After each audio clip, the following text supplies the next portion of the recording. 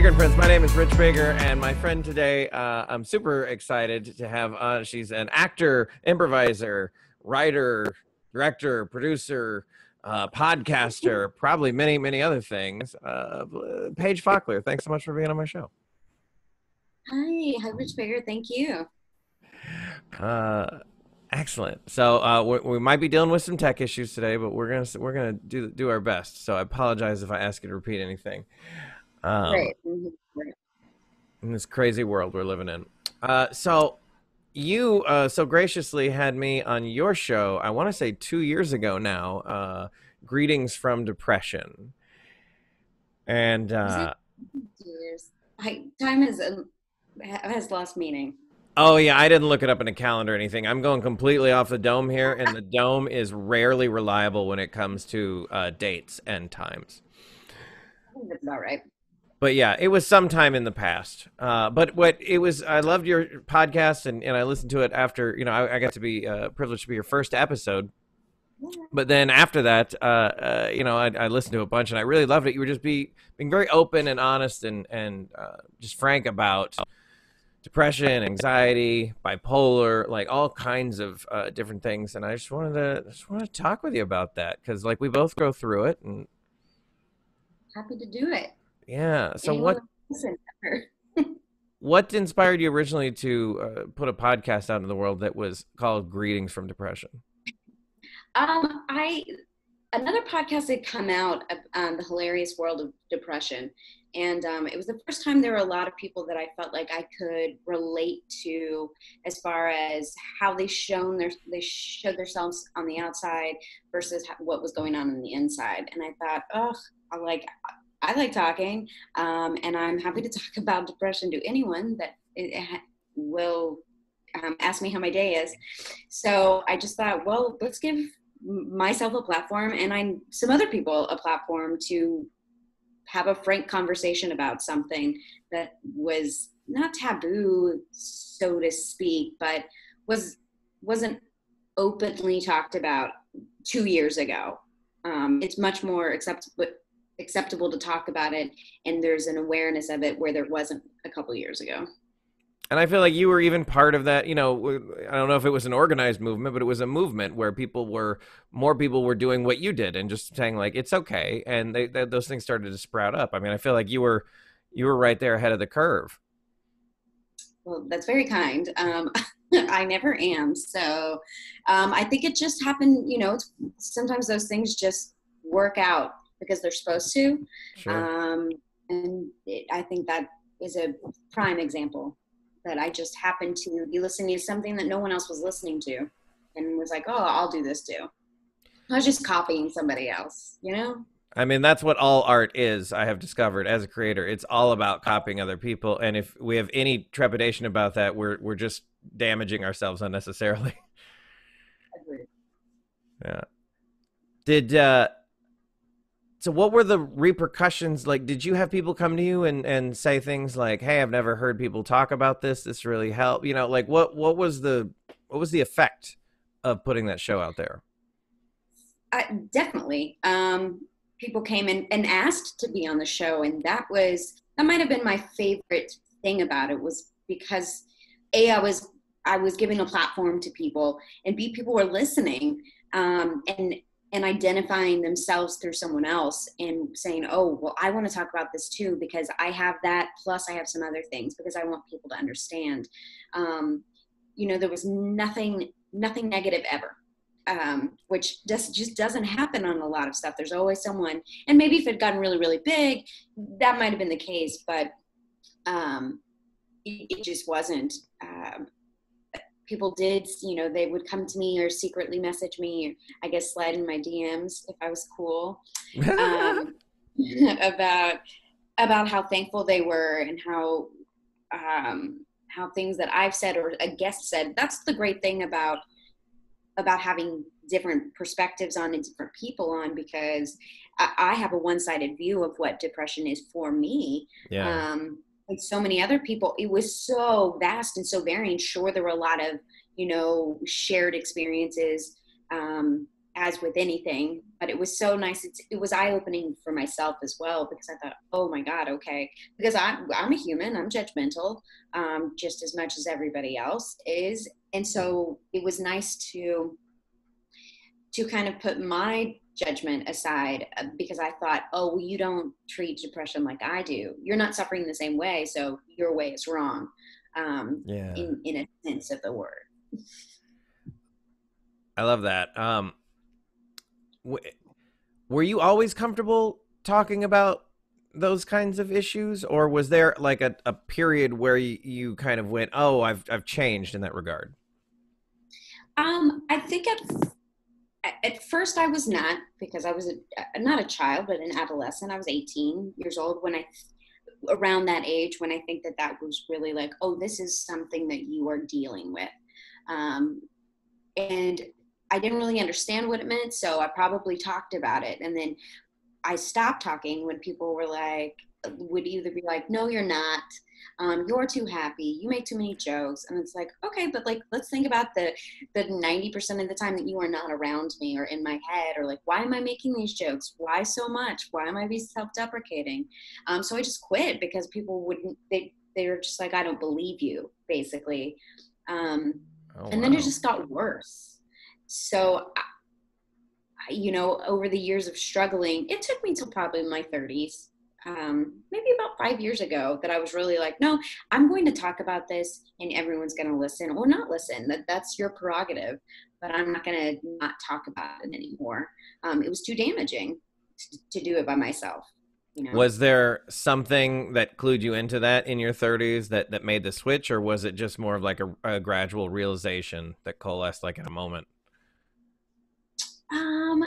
Probably a gradual realization. I did have a friend that, in this toxic, wonderful relationship I had, where, we would drink, and he also suffered from depression, and I was able to coax it out of him in a way. And then we would spend hours, at night, just like kind of talking about it. Not super beneficial, because I was drinking way too much. And so the next morning I wasn't always, cognizant of what happened last night, but it left an impression, so to speak.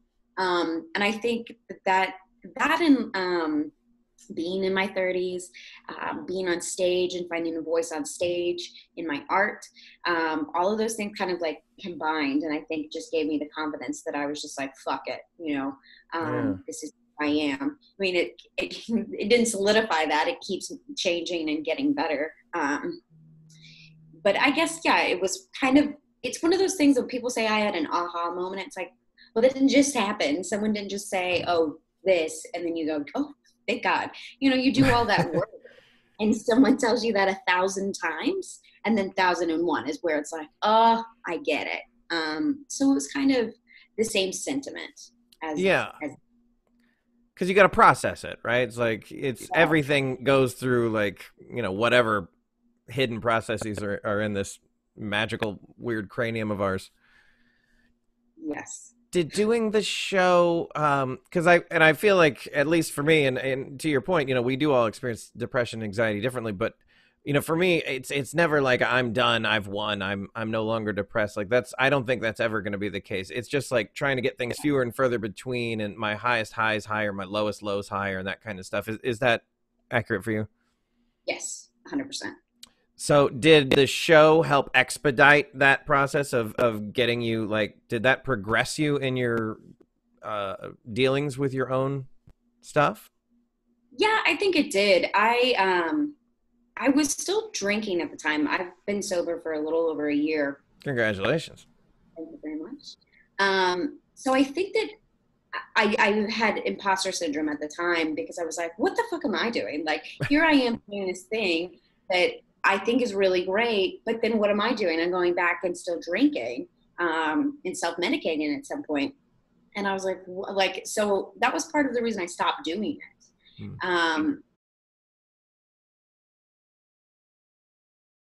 And now I can look back and kind of think, no, well, let's not be so hard on ourselves. You did something really lovely that got you to the point you're at.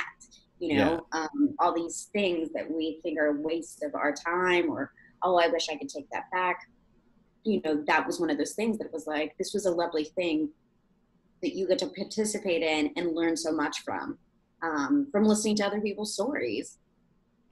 I'm forever grateful for that experience, for what I did, and for having people on, such as yourselves, that shared so much. It inspiring. I think I forgot the question you just asked, but I don't. anyway. I'm just enjoying listening to you talk. So I don't know what. I don't know or care what it was. Right. But I mean, I can say, like, I know I'm a very vain person. So if someone has me on their podcast, I listen to my episode, and I probably listen to some others, maybe, different ones. But like with yours, I was just so addicted to like hearing more people go into that very vulnerable place and talk about it, that I was kind of glued to it. Yeah, there was some kind of weird magical power, and of people's stories, not because I curated anything, because I didn't. I just asked questions and let people talk. I just happened to have a microphone. But yeah, it is. It's addicting in a way, because it's what I can only imagine if I've never seen myself on screen, or someone that looked like me on screen, on TV or film, and then finally finding that. That's how I felt. It feels like, oh, I'm not alone. I'm not alone. I'm not alone. And it's a reassurance of that. And also, other people are suffering in a different way that now I have an awareness to. Yeah, so I love that you said that about it. That's what I'm not great at communication and relationships and with other human beings. So for me, it was a way for me to connect that I didn't know how to do in my real, like, everyday life. So man, I got so much out of it. That's great. I'm so glad you got so much out of it. It was so, I did, yeah. so I got a lovely. lot. What why is it, do you think, and I mean, I don't know if there is an answer to this question, but like, in your opinion, why do you think it is that people don't talk about it more? Because people's immediate response when you say I'm depressed is immediately, no, you are not. Or Mm. they knock their head to the side and they go, oh, that's so sad. And you know what? It is sad. It sucks, and it's shitty, and it's a terrible thing. But it's also, it's part of my life, and I need to be able to talk about it. But people stifle you and tell you you're wrong. So how many times can I, fight all these people on a daily basis to tell my story?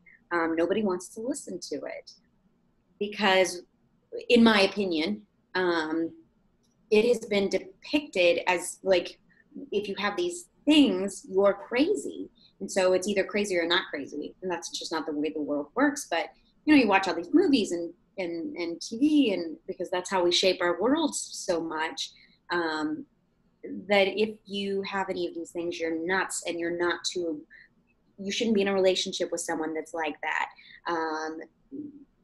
Someone's life is not worthy because of this. People stay away from people like that. And who wants to be different, at our cores? Because being different means being disliked and not accepted. And then you're left, by yourself. So for me, that's why I didn't say things for so long, or intermittently, when I felt judged, because I didn't want to feel that way. I wanted to be like everybody else. I don't anymore, thank God. But, I think that because people are so negatively, it has such a negative connotation, people don't want to deal with that. And I don't blame them, to an extent. Yeah. But I also have support that other people don't have. I couldn't have done this without that. And so luckily I can talk about it in an open way and not feel, I don't feel the judgment anymore, I suppose. At Yeah. least at the moment, but I just think people will judge other people because people judge what they don't understand, right? Sure. And it's such an intricate thing because you can't see it. Because it's inside my brain. And nobody's mimics each other's. Everyone's chemistry is so different. So it's like, well, this person's depressed, but they cry all the time. So what are you doing? It's like, well, you just don't see me cry. I just have that. My makeup is different. So I just think people are scared at the end of the day. And I think a lot of us have, as defense mechanisms, made it all internal to where like we're almost intentionally like, yeah, you're not going to see me cry. You're not going to see me do anything because I just don't. I've learned to just turn it off and go through the motions, even though inside it sucks. But like, as far as you can see, I'm just mowing the lawn or whatever the hell I'm doing. Right.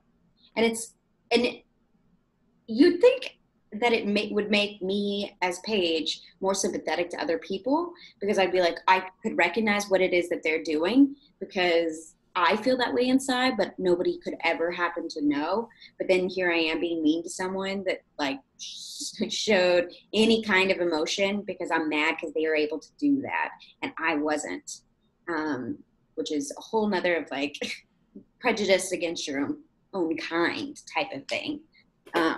Yeah. Yeah, like because it's like, well, I hide mine, so you should hide yours. Yeah. Which is just the fucking worst.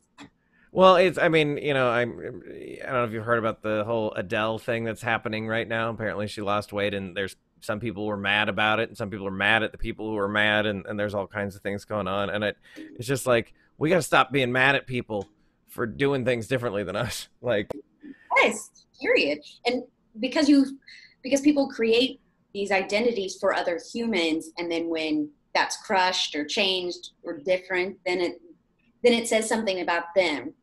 They're taking it personally, and it's like, get the fuck over it. It's not you. It wasn't you. So, if only it were that simple. Just get the fuck over it. Oh, you did. Okay, great. Good job, everyone. Good job. We did it. Wondered what it was going to take. It's just that simple.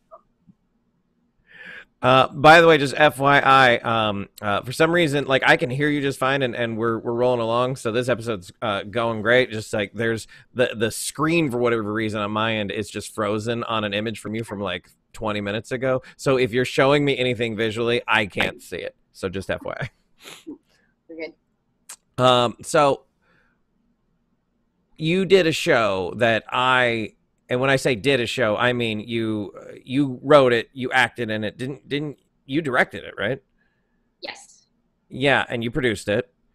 Yes. So in the when you say one woman show, I think most people think, oh, one person's acting, but like you did literally every job other than also run the tech booth while the show was happening.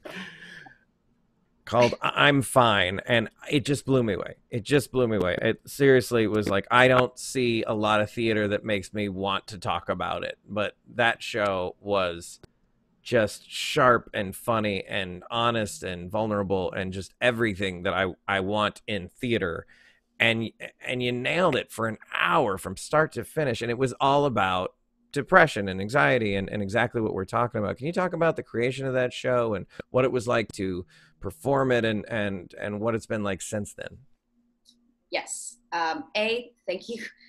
Your words are always so incredibly kind. You understand things on a very deep level, and you show that appreciation, and it means the world. So just know that what you as a being is really important to this world.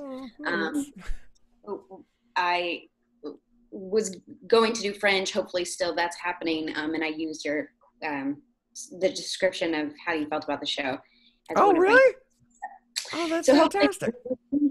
But yeah, so I've wanted to do, because that was my identity. I'm a white woman. I have no culture. Like I had no way to identify to anything. But this was something I identified with.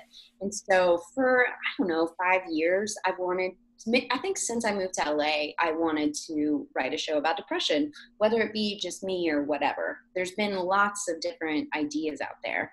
And then I saw someone else do a one-woman show, and I thought, oh, I can do that, I think. And then it became a very popular thing within our community. And I was like, okay, every single person I saw, I was like, all right. I like this, I like that. How would I do this? How would I incorporate certain things? And there was a particular show that I saw with, I think her name is Callie Ott, O-T-T. Mm-hmm. But she did a show called Dear Jeff, the musical, and it was about her an abusive relationship. Oh, wow. And it was it's just spectacular. It wasn't, I couldn't have done that. It was literally a scene and then a song, a scene and then a song. She wrote all the music, and she's a beautifully talented singer. Nice. It just really struck me, and how it was performed, and how it was just her. There was no set. There was nothing extra except for this human being very vulnerable. And I thought, okay, I really love that. So I used it as kind of a jumping off point of like, how am I going to structure this show?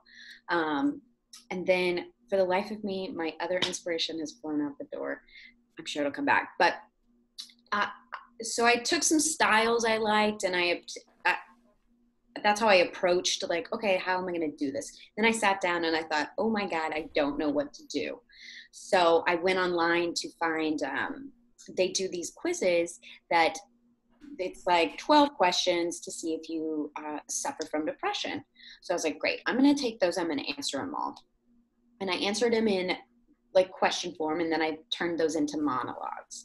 And I was like, okay, where's the next progression of that? So I took them and kind of was like, how can I do scenes? Because I was basically going from a sketch aspect.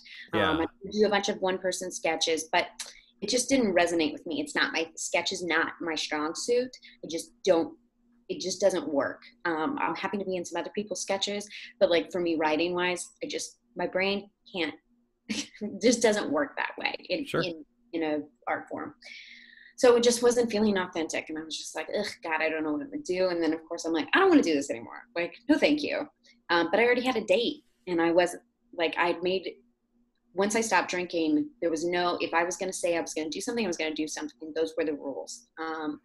And so I was like, well, I have to do something. So whatever. So I would put stuff off, and then I'd come back to it. And then I had a really great idea. I was great. I have a through line through all of these monologues, and I'm just going to stand up and do monologues with some like quirky kind of like storytelling with like a comedic flair, right?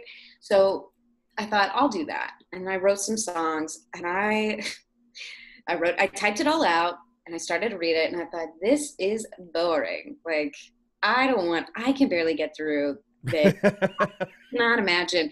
And it was the first time that I was writing from a audience member's perspective, and it's just not the way you should do it. And I'd never written that way before. I was writing from a place of judgment from someone else, or from me as someone else. And that's exactly why it was so boring, because I was censoring myself. I wasn't being very honest. I was trying to tell really silly stories that mattered, but they didn't matter in the sense that they needed to be retold. They needed to influence a story that does need to be told. And it took all of that effort to realize that. So you feel like a failure the entire time until you don't. So then I went to go see someone else's show because I just couldn't, my brain was done. I just couldn't. It was a week and a half before my show, and didn't know what to do. So I went to a show. I went to go, a friend of ours, Jorge Barrios, shout out, sat next to me. Jorge. And I was just like almost in tears when he asked me how I was. And he's like, what? And I told him how I was feeling. And he had done a one-person show too. And he kind of, told me how he was feeling even right before he went on stage. And I was like, okay. Well, I came home, and someone that was supposed to help with music, just something really terrible happened in their life. So that fell through. Things were just falling down. And I was just like, what do I do? And I kind of had this terrible moment where I thought, you know what, I will cancel. Like, fuck it. It's my life. It's my rules, right? Sure. And so I went to bed after crying. And the next day I woke up and I was like, no. Like, let's give this one last effort. And so I just kind of jotted some stuff down that I did want to talk about. And then I don't know where the idea came from. You just kind of spitball stuff. But I was like, oh, let's put this in the waiting room of a psychiatrist's office, a therapist's office. And Brilliant. Just play it from there. And I just, everything was broken down. I wrote nothing down. Everything was broken down. I would have it was intro, and then I'd have 3 bullet points. These are the things that have to be talked about within this scene. That's it. Then I would go into the next one. Like, everything's broken down. I think it's intro, pills, affairs, uh, suicide, and maybe there's one other, but it was like 7 things and then 2 bullet points and everything. Oh, anxiety. I had a thing on anxiety. So that was it. So I literally just knew that I had to talk about these certain things. The way I was going to do it, I had no idea. Yeah. And this is how improv and sketch combine, right? Yeah. I was like, oh my God, Second City was so helpful. Sometimes it just takes a while for the things you learn to, like we were saying, and everything sunk in. And I was like, I've really been fighting this model for no reason. And then I took a breath before I went on stage, and then it just happened. Wow. Wow. Nuts. It was nuts. Did you rehearse it in full at any point? I think a couple times. Okay. That's how I got to the like bullet points. Like All I was like, what do I have to talk about? Like how can I take all the monologues and the shit I'd written before and condense it. So a couple times I did it and that was it, because I was like, well, I can't over rehearse. It won't feel right to me. Yeah. It feel too staged, and it just wasn't going to lend itself to that. This is great. I mean, there's so many lessons you can pull out of that, right? Like the idea that you put a date on the calendar before the show was done to give yourself that extra motivation, because I think so many people go, oh, I'll set a date for whatever, insert big project here once I have this step of it complete. And it's like, whew, that's great. That's actually, I did the same thing for my one person show 6 years ago. I got a date ahead of time and I was like, I'll write it. And like, it was like, I have to write this now. Yep. Yeah. There's something about, you do have to just do it. I know it seems silly. Like, well, how do you do it? That's how you do it. Like, when people would say that to me before, is infuriating. It's like, yeah, but how? And it's like, I don't know how you're going to do it. You just have to do it. A huge lesson that I got out of this as well. I feel like almost every student of a certain age, but some people never age out of it, and some people age out of it early. But I mean, I know I was definitely like this in my 20s. Like, we want our teachers, our instructors, our mentors, we want people to just give us a map, right? How do you do it? Oh, here's a map. Just follow this. But like, it doesn't work that way. Yeah.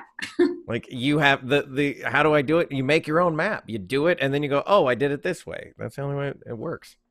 I know, and that's the way it is with life too. But no one tells you that. Yeah. Well, and definitely, like, we're roughly the same age, I think. Yeah. And this just wasn't a thing. You didn't talk about self-help or how this is where life is, and if you don't like it, then I don't really know what to tell you. And then they're like, oh yeah, I'm going to be an artist. And then you're fucked, because literally there's no map at all. It is definitely everyone has to create their own. And the people in your life who do other things, they had maps and they don't know how to help you because they didn't have to. And it's just like, there's so many issues. Yep. It's infuriating sometimes. Well, and I love that you brought that up, because we're close to the same age and we grew up in the same town of Fort Worth, Texas. Didn't know each other until LA, but I remember very specifically, I want to say it was the late 80s, early 90s when I was a kid, hearing about like Tony Robbins and people like him and thinking that I just had like a visceral hatred toward it. And I mean, I'm a child. Why do I care? But I think it was just in the culture to just like hate this idea of self-help and like mock it and stuff like that. Do you remember that? Yes. And I think the other day I was reading, I just finished You Are a Badass, and Jen Sincero. Highly recommend to everyone. I'm going to use it as a Bible and have it on my nightstand. I've read it 4 times. I don't think I've read any book 4 times other than that one. Life-changing. Yeah. Literally. But I was thinking, man, when I was a kid, I remember going to Barnes and Noble, and I was drawn to the self-help section. All the books are like purple and blue, which is apparently a way to not sell books, is by colors. Okay. I know, weird, but I would just like wander over, and I remember how small this section was. It was like self-help and like feminism. And I mean, it's literally 3 or 4 shelves in a huge bookstore. I don't know why the image popped in my head the other day. I guess just because it it's so baffling how incredibly different it is now. This is a whole section. People have jobs where they basically coax you through all these things, and what a lovely turn of events that has happened. And it's an industry broader than that, right? So like for everyone who puts on an event, they hire, sound people and all kinds of different other jobs who, it's like this, that industry is like helps, like crosses over with so many other things. It's crazy. Ah, yes, good point. But yeah, What has it since, so the show I assume had to be fairly cathartic to do. absolutely. How did doing that show affect your, what I call them internal demons, but just like all the things, the FOMO, the anxiety, all the different things. Like how did doing the show affect you? Man, talk about just a bunch of life-changing events that have happened in the past 4 months, for not only myself but the world. Um, Unbelievably freeing. I felt I felt so much lighter. I felt a sense of obviously an accomplishment. I did something, Yeah, but of pride and I'm starting to cry, but uh, that's okay. of a confidence level that I didn't know could exist in me, and I could live that out loud, I guess. It's Yeah, one thing to be confident and proud of yourself in your room, and you can, have these mantras and you look in the mirror, and all those things are so lovely and so important. But it's very difficult the moment you walk out the door sometimes because everyone is happy to shit on you. And I felt like I now had done that out loud in public, and I couldn't take it back. I couldn't deny anything. It forced so much good in my world, in my uh, zeitgeist, basically, I guess is the best word. The amount of confidence that I have in who I am as a human being, what I bring to this world, and the value that I have as a person, not as necessarily Paige Fockler, but as a human being, that we all have that kind of value. yeah. And it, it gave me such confidence as an artist, which is, a gift that I wish everyone could understand and have and hold and feel and let go of, because, as an artist, and especially out here and being told no so many times and rejected, you take it personally, even though some of it has something to do with your talent, where it is at that exact moment. Like that's a huge difference than you suck or you don't suck. It's someone's opinion about one thing you did in your entire life. But you take it personally, and you lose your confidence, and you lose what it is that you love doing and why you like doing. And this gave me a way to combat all of that. It's like, Wow. okay, I didn't get that thing. I don't give a shit. Like, it has nothing to do with me, quite Right. literally. Oh my You know, God. I wish I could. I mean, that is, I feel like that's, I teach a lot of different lessons to different students, but I wish that's one that I could just, if there's one I could just drill into people's heads. It's like, don't wait. Don't do what I did. Don't do what so many others did. Don't wait for someone else to like, oh, I want that thing that they have. Just do stuff. And when you don't get things, it's fine. And when you get things, it's fine. It's all fine. Everything's fucking, it's fine. uh, yeah. So that was such a good jumping off point for the rest of the year. I know we're all going through a really shitty fucking time. It's very difficult to feel so confident and so lovely during all of this, but also thank God, and that Yeah. was it, that was the beginning of changing, really drastically changing um, who I am, and who I get to continue to be and grow to be. So everyone go do a one person show. Oh, good. It's so great. Um, Yeah, wouldn't it be great if it was that easy to just like, oh, do a one person show, like that was your map, right? But if someone else goes, I know what I'll do to fix my life, I'll do one person show, and it's like, oh, that's not your path. But Yeah, it's nice that yeah, you were inspired. But I mean, try it. It might be, like yeah, try it. When I did my one person show, it was a really good sense of accomplishment, but it was not like changing as far as like a new me. That was in the doldrums of my worst, probably my worst, absolute worst depression. Uh, and that's when you want to do it, though, right? I mean, yeah, some of it I felt like a fraud too, because you take all these years, and I've taken so much medication and different medication, and was not on it for a good portion of the year last year, and it was too much for my brain to comprehend, for me to barely comprehend now. But I got on medication that worked, um, and it kept working. And so by the time I was putting on the show, I thought, what the fuck am I doing? Like, I don't know.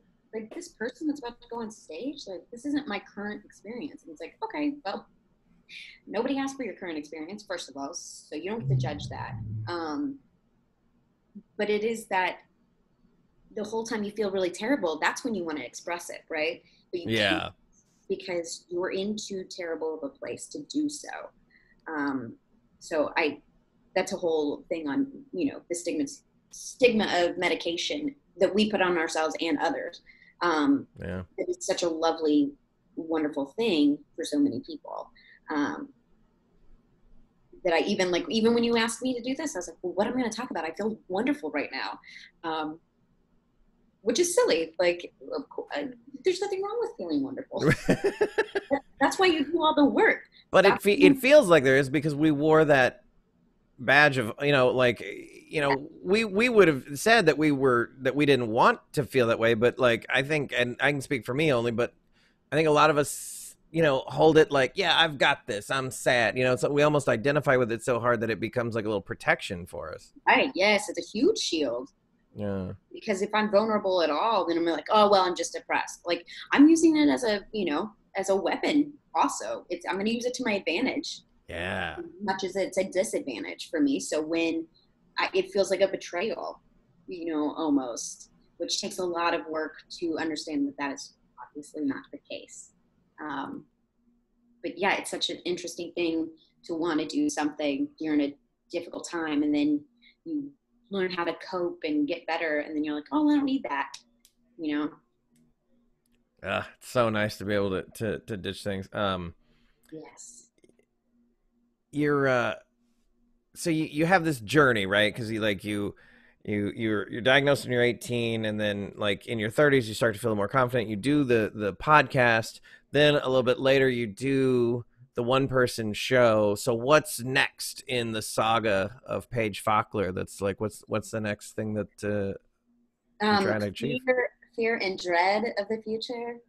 No. Well, I am signed up for Fringe, which is a festival in LA or Hollywood, where a bunch of theater happens. Nice. A big old theater orgy for the month of June. But then this pandemic happened, and we had to postpone.